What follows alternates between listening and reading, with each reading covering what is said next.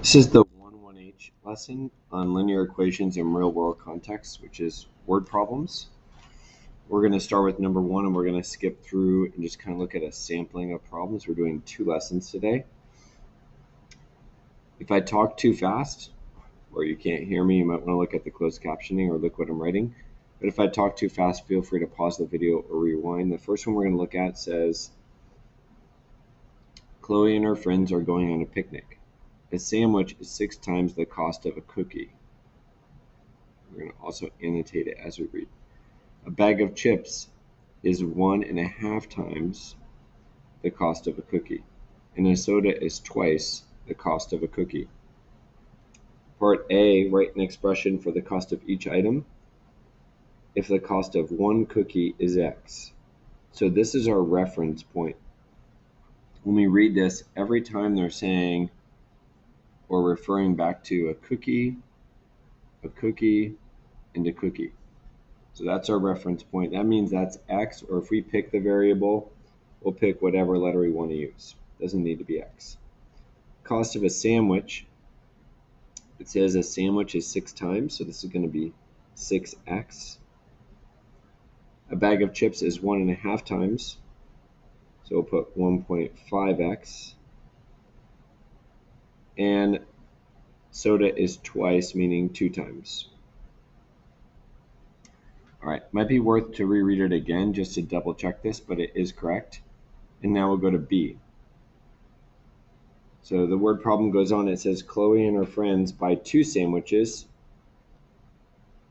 3 bags of chips, 4 cookies, and 2 sodas, and they spend a total of $12.25. We're going to use the information in the expressions to write an equation. So here comes our equation. Our equation is going to be equal to $12.25. We don't need to put a dollar sign there. And we have 2 sandwiches, 3 bags of chips. We might need to make some more room here.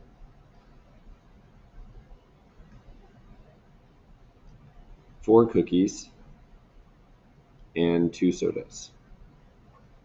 All right, and then we're going to go up and extract. Watch out though, they're out of order. What we have. So sandwiches is 6X. Bag of chips is 1.5. Cookie is X, and soda is 2X.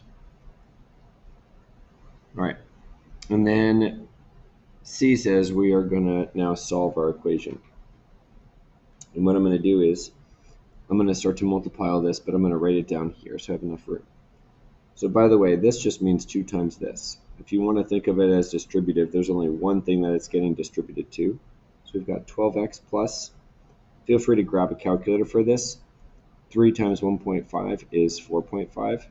X plus 4X plus 4X equals 12.25. If you remember in the last lesson, we talked about clearing, but there aren't a lot of decimals here.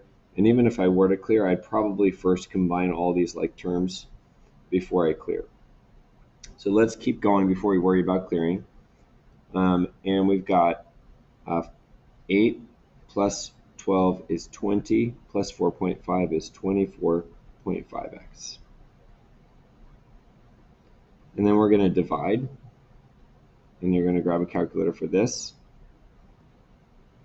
And when we type 12.25 divided by 24.5, it's going to be 0.5, which does make sense because we're talking about the cost of each item. So X was a cookie. Now we'll put our dollar sign. A sandwich was 6X.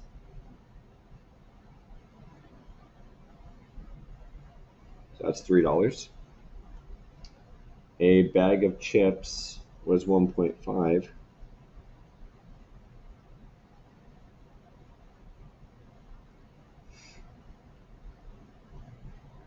Again, grab a calculator when you do this now or in the homework. And the last one is a soda.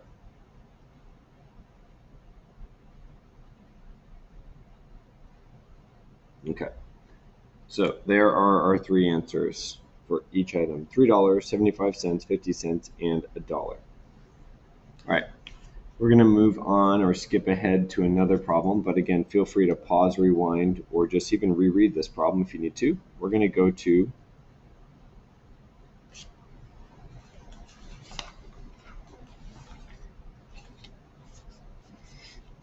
problem number 6. So that first one was sort of laid out, scaffolded, or kind of gave us an outline of what to do. These ones just kind of give us some blank space. It says we're going to write an expression for each unknown quantity, so we get to pick the variable. We're going to solve, that's important, our equation, and we're going to write it in a complete sentence. Number 6 says Torrey Pines High School has 5 times as many desktop computers as laptops. The school has a total of 360 computers. How many of each type of computer does the school have? All right, so I need to decide what my X is. Is it going to be desktop computers or laptops? So let's read it one more time. Torrey Pines has 5 times as many desktop computers as laptops. So I might also think to myself, which one is there more of? It sounds like there's more desktop computers. So that means that my reference point is laptops. Let me show you what I mean. So number of laptops, you pick your variable. I'm going to pick L. And then number of desktop equals 5L, 5 times. So let's test this really quick. Don't write this, just think about this. If we had 10 of these, we would have 50 of these, right? 5 times 10 is 50. Torrey Pines High School has 5 times as many desktops as laptops. So that makes sense. If we had done it out of order or backwards, it would have been backwards and wouldn't have made sense. So testing with a number is helpful. It says our total is 360, so we're now going to build our equation. So we did this first part, write an expression. And now we're going to add up our two types. We've got laptops plus desktops. All right, we built our equation. Now we're going to solve it. So we're going to combine like terms. So that is 6L equals 360.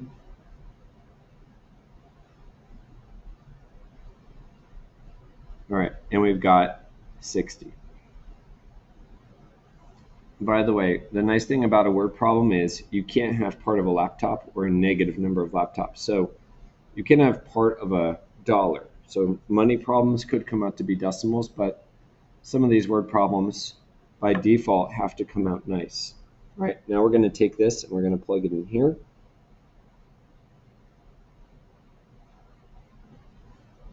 And then we're going to write a sentence. You don't have to use the therefore dot, but it's there. It means therefore. It looks like a triangle. Therefore, Torrey Pines High School has 60 laptops and 300 desktops. So you're going to write a complete sentence and therefore dot is optional. All right, we're going to try another one. We're kind of picking the key types of word problems that also align to the homework tonight. Feel free to pause the video. By the way, if you guessed the answer, it doesn't really count for anything. You want to guess it before we do this, feel free. But remember, you got to do the steps that are stated up here. All right, number 7, we got 2 more. This time we're going to do a triangle. If you want to sketch a triangle, if that's helpful. I'm not sure how helpful it is in this particular problem, but there's a triangle. Angle A is 3 times larger than angle B. Angle C is 35 degrees larger than angle B. The sum of the angles in a triangle is 180. All right, so what's our reference angle? Which angle do we keep hearing about over and over again, and it's going to be our X, so to speak? It sounds like angle B. So we're going to say measure of angle B. Let's just have it be B, so that way we can kind of keep track of this as we go. I personally do like to pick a variable that ties into the problem. Then we've got measure of angle A, 3 times larger, so 3 times larger. And angle C,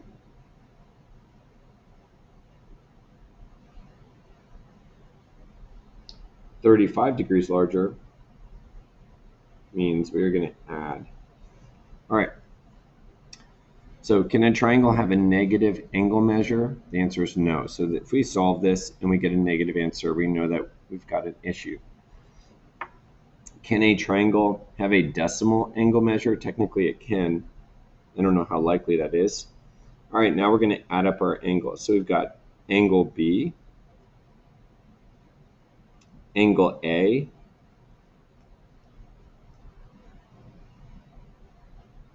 and angle C.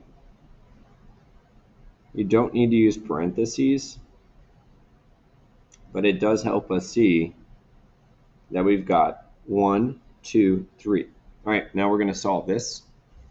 Once we get to here, a lot of these equations, maybe except for the money ones, are kind of like little baby equations that aren't too bad.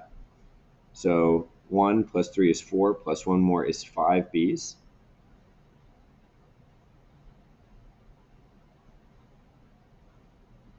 We're going to isolate the variable by doing the opposite, which is to subtract. You're welcome to use a calculator or go by hand. And then last step is divide, and this is looking good in that we get a decent answer. All right, now we're going to go back and plug this in. So 3 times 29 is 87, and 35 plus 29 is 64. And then we just maybe want to check, do these add up to 180? And they do. Okay, so we'll use our therefore dot, optional. Therefore, the angle measures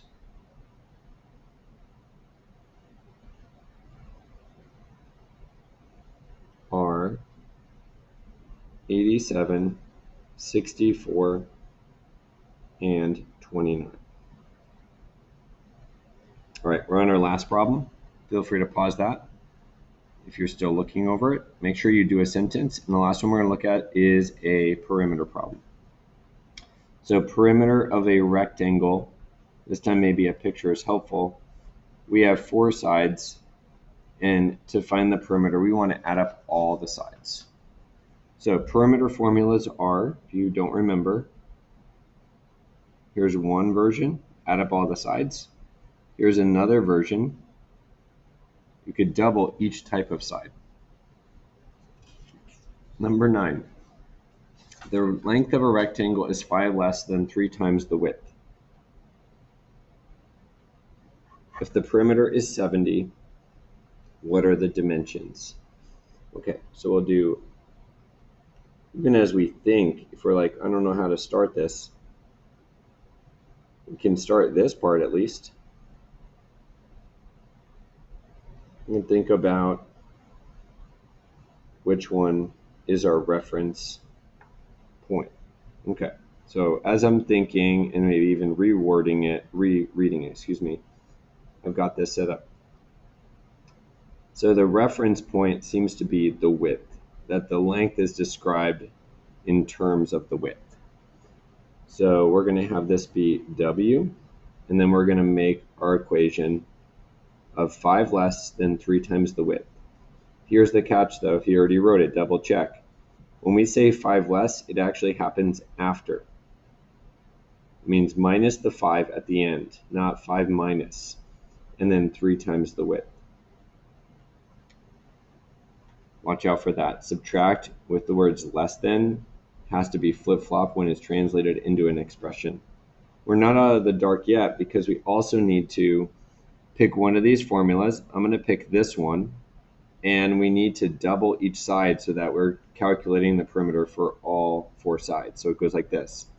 We have 2 times this W plus 2 times the length equals 70. If something happens and you have one of these in the homework and it doesn't seem like it's working, I would look for that. All right, this is 2w, and we're going to distribute. And I would say pause the video right now and practice solving this one. Feel free to grab a calculator. All right, you hopefully are doing that, and now you've unpaused it, and let's see how it went. We have 6w minus 10 equals 70. Combine like terms, we got 8w minus 10 equals 70. We're going to do the opposite of minus, which is plus, and we're going to divide.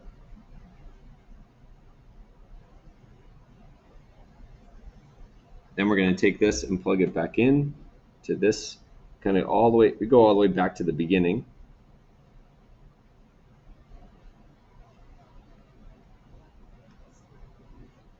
And so that's 25.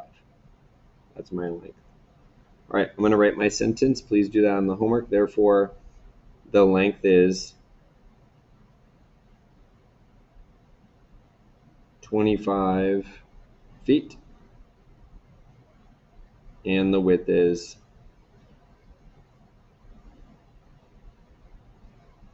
10 feet.